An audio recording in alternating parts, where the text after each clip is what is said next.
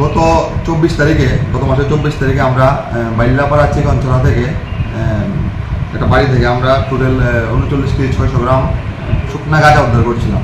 এবং ওই ব্যাপারে আমরা 24 তারিখে আমাদের থানাতে একটা এনডিপিএস কেস হয়েছিল, যে কেসের নাম্বার ছিল 9/2025।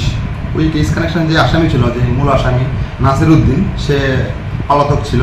আমরা ওকে ধরার জন্য বিভিন্নভাবে চেষ্টা করেছিলাম।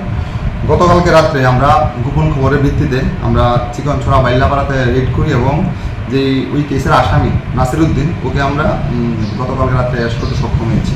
আজকে আমরা ওকে বিশ্রামগঞ্জ থানা থেকে আমরা ওকে বিশালগড় কোর্টে প্রেরণ করেছি 4 দিনের পুলিশ রিমান্ড চেয়ে। এই গাজার বিজনেসের সঙ্গে কে কে যুক্ত আছে ওগুলো জানার জন্য, এবং 4 দিনের পুলিশ রিমান্ড আমরা আবেদন করেছি। আমরা তাদেরকে রিমান্ডে এনে তাকে আমরা জিজ্ঞাসাবাদ করবো এই অপরাধের সঙ্গে আর কে কে যুক্ত আছে। স্যার, পরিচয়? আমি ইন্সপেক্টর সুনিমল দেবনাথ, ওসি বিশ্রামগঞ্জ থানা।